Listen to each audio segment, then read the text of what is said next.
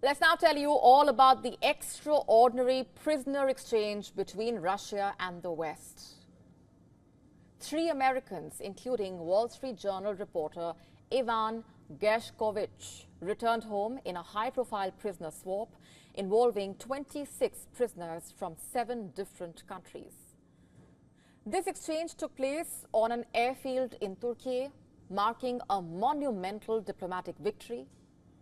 Former U.S. Marine Paul Whelan and Russian-American journalist Alsu Kurmasheva were also among those involved.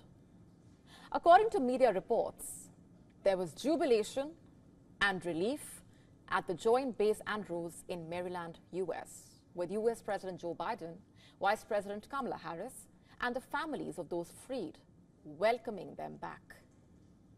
In fact, President Biden hailed the release as a feat of diplomacy, commending the efforts of America's allies, particularly Germany and Slovenia. He declared with relief, their brutal ordeal is over, quote unquote. Moments ago, the families and I were able to speak to them on the telephone from the Oval Office. They're out of Russia. Earlier today, they were flown to Turkey, and soon they'll be wheels up on their way home to see their families. This is an incredible relief for all the family members gathered here. It's a relief to the friends and colleagues all across the country who've been praying for this day for a long time. The deal that made this possible was a feat of diplomacy and friendship. Multiple countries helped get this done. They joined the difficult, complex negotiations at my request, and I personally thank them all again. And I've thanked them personally, and I'll thank them again. According to reports, the roots of the negotiations stretch back over 18 months, centered around Moscow's insistence on the return of Vadim Krasikov, who was serving a life sentence in Germany for an assassination in a Berlin park.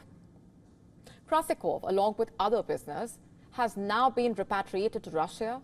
Among those greeted by President Putin at Moscow's airport were individuals convicted of espionage and other grave crimes. This swap, while a relief for the freed individuals and their families, of course, raises concerns about the precedent that it sets.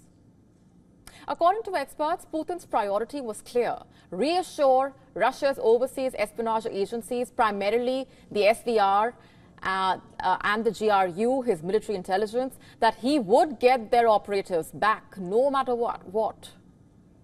British political experts state that Putin is positioning himself as the leader who stands up to the West and forces America to negotiate. However, this only threatens to worsen a state hostage-taking.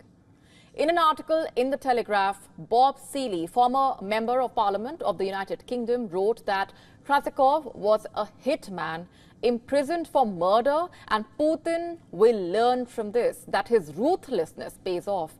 He will reckon he can always get his people out of Western prisons. As per reports, Ivan Gershkovich's trial was widely dismissed as a formality, a charade, to pave the way for his exchange. The same applies to Alsu Kurmasheva, whose trial spanned just 2 days before she was handed a 6.5-year sentence. These swift proceedings were clear indicators that a behind-the-scenes deal was being orchestrated. That's what the report suggested. Overall, 10 individuals, including 2 minors, were relocated to Russia, 13 to Germany and 3 to the US. Germany, Poland, Slovenia, Norway, Russia and Belarus were all key players in the exchange. High-profile prisoner swaps are not new. In December 2022, U.S. basketball star Brittany Griner was exchanged for Russian arms dealer Viktor Bout. And back in 2010, 10 Russian spies held in the U.S. were swapped for 4 double agents held in Russia. According to experts, in the wake of this latest swap, both sides are claiming victory. Western governments are celebrating the release of foreign nationals and prominent Russian political prisoners.